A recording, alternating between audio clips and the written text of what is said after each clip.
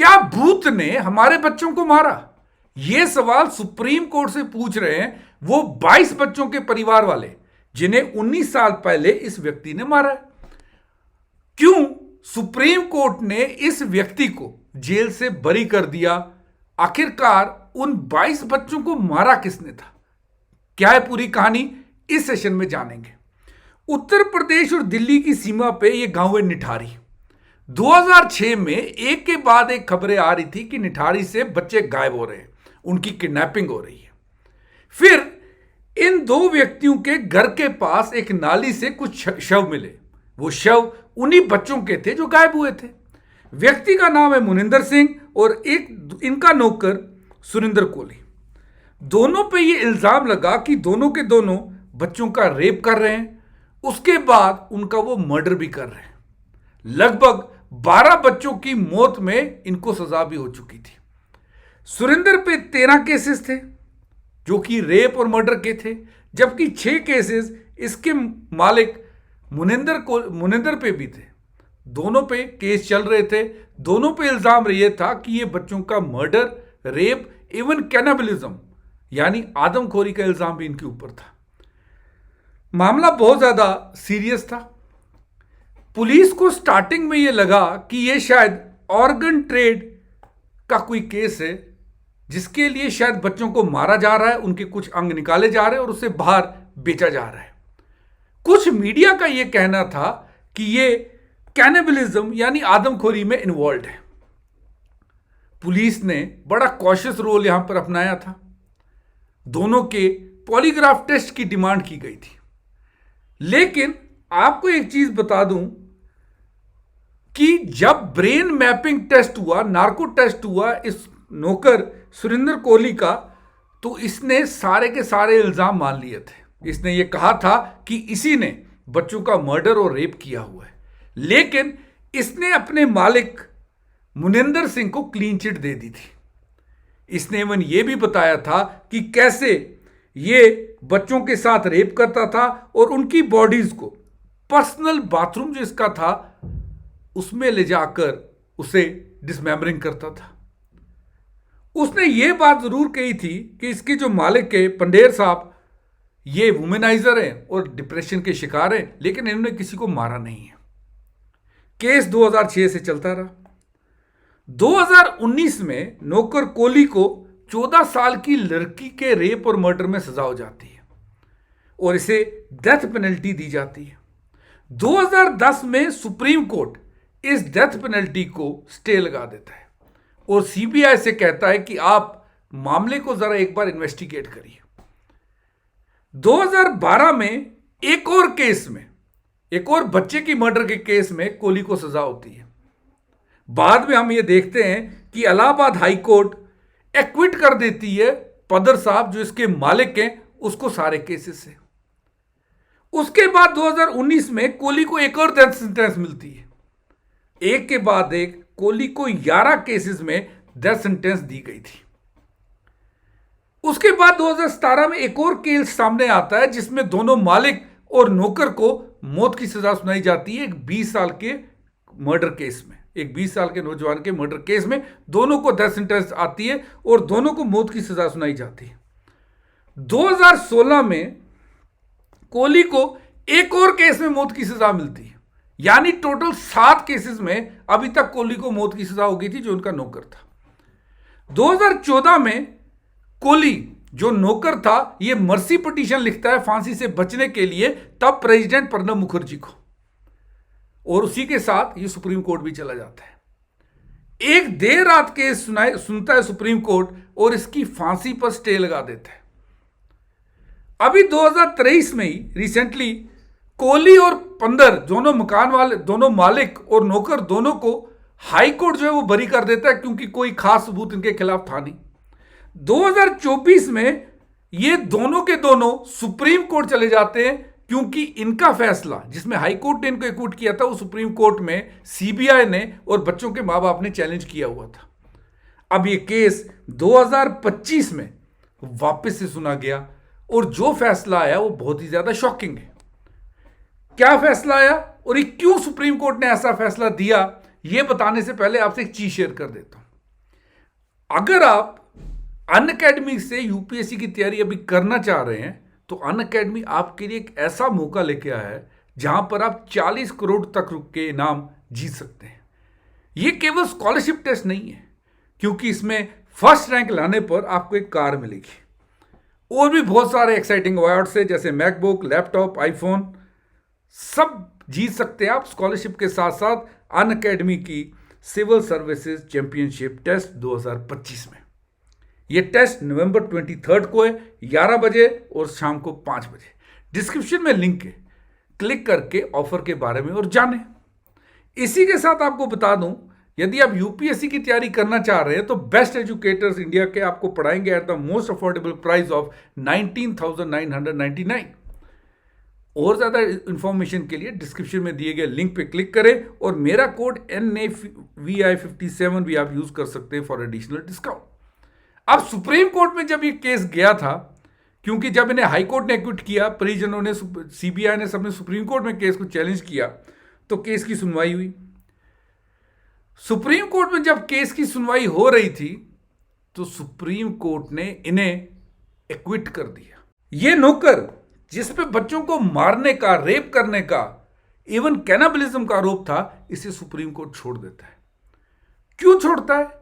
Because of some loopholes. हमारे कानून में कुछ लूप होल्स हैं जिनके करके से छोड़ा गया है। क्या है, क्यों छोड़ा गया? जजमेंट की एक एक वर्ड आपको पढ़ के बताता हूं।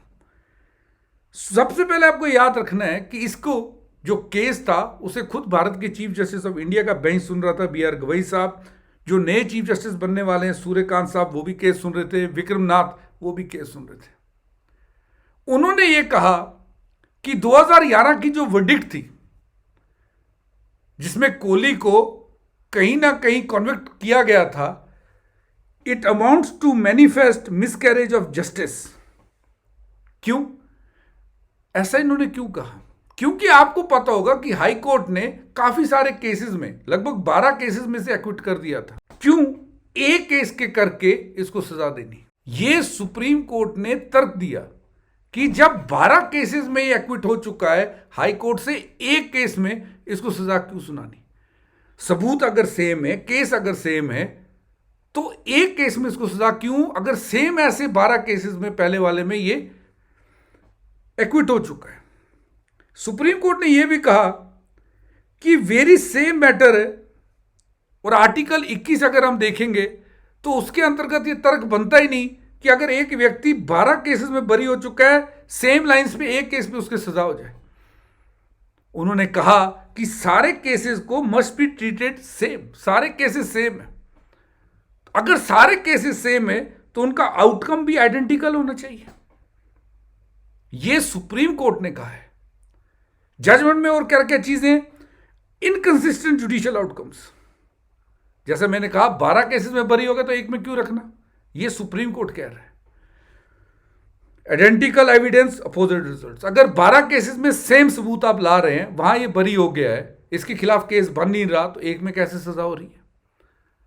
उन्होंने यह भी कहा कि जब पहली बार इसने अपने क्राइम का कन्फेशन किया, जो मैंने आपको बताया था पुलिस के सामने, इसने कहा कि मैंने मारा, मेरा जो मालिक है वो बेगुनाह है, बोला वो 60 दिन लगातार जब ये पुलिस रिमांड में था, उसके बाद इसने वो कन्फेशन दिया हुआ है।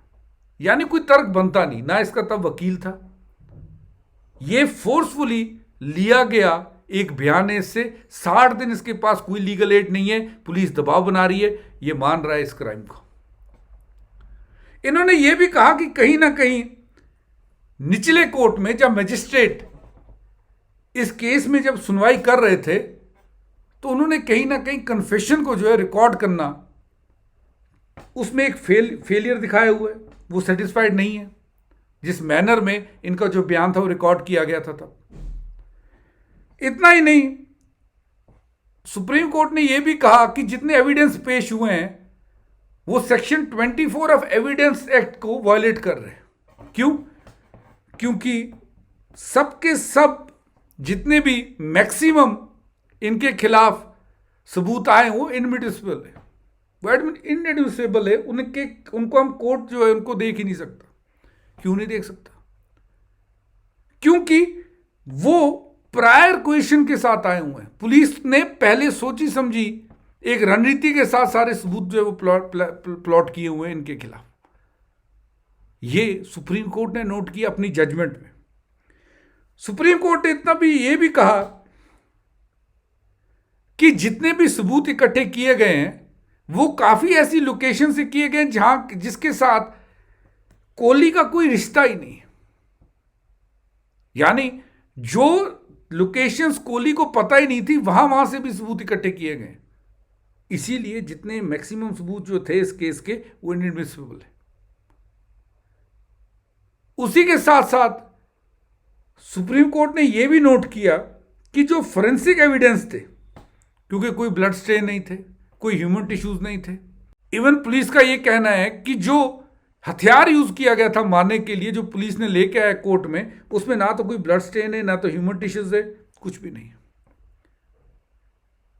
डीएनए जो एविडेंस पुलिस ने पेश किया है वो भी इसके साथ मैच नहीं कर रहा। सुप्रीम कोर्ट में यह भी कहा कि अगर इस व्यक्ति ने, जो कि एक नॉर्मल नौकर है, इसको कोई मेडिकल ट्रेनिंग नहीं है, तो ये सारे जो टिश्यूज है, जो ब्लड स्टेन्स, वो मिटा कैसे सकता है? पुलिस प्रूव ही नहीं कर पा रही है ये चीज। सुप्रीम कोर्ट ने यह कहा कि ये इन्वेस्टिगेशन का लैप्स है। ये जो इवेंट हुआ है ये इन्वेस्टिगेशन का लैप्स है। और कहीं ना कहीं जैसे पहले बात चल रही थी ऑर्गन ट्रेड की, उसे भी कहीं ना कहीं पुलिस प्रूव नहीं कर पा रही है। आर्टिकल 14 और आर्टिकल 21, क्योंकि पहले वाले केस में जब हाईकोर्ट ने इसे एक्विट किया है 12 केसेस में, उनमें भी सेम चीजेस के बेसिस पे इसे एक्विट किया गया है। अब हम इसे एक केस में कैसे सजा दे दें? सुप्रीम कोर्ट ने यहां तक कहा कि ये सारी जो trial it is based on the media pressure, क्योंकि तब मीडिया पे बहुत सारी खबरें चल रही थी 2006 के दौरान, एक सेंसेशनल न्यूज थी। ये सारे के सारे जो अकाउंट्स हैं ये सब सुप्रीम कोर्ट ने देख के कहीं ना कहीं सुरेंद्र कोहली को बरी किया हुआ है। लेकिन सुप्रीम कोर्ट ने एक चीज और कही कि निठारी में जो हुआ है, जो हॉरर हुआ, जो बच्चों के साथ रेप हुई, बर्बरता हुई, उससे हम आंखें नहीं मोड़ रहे। लेकिन ये हमारी भी रिस्पॉन्सिबिलिटी है कि हम एक लीगल फेयरनेस, जहां एविडेंस के बेसिस पे सजा दी जाए, उसे भी अपहोल्ड करें। यानी सुप्रीम कोर्ट ने माना कि हां निठारी में कुछ क्राइम्स हुए थे, हॉरर क्राइम्स हुए थे, लेकिन जो एविडेंसेस पुलिस ने लाए हैं उनके बेसिस पे इस व्यक्ति को सजा देनी बनती नहीं है। इसीलिए सुरेंद्र कोहली ने जिन बच्चों को मारा हुआ था, उनके मां बाप अब ये कह रहे हैं कि आखिरकार बच्चों को मारा किसने? क्या सच में पुलिस प्रूव ही नहीं कर पाई, कोई रिलेशन जोड़ ही नहीं पाई, या वापस से मीडिया ट्रायल का शिकार हो गए थे हम लोग? असली में बात कुछ और ही थी, कोई और ही एंगल था। आपका इस बारे में क्या कहना है मेरे को कमेंट्स में जरूर बताइएगा। Thanks for watching Unacademy. Let's crack it guys.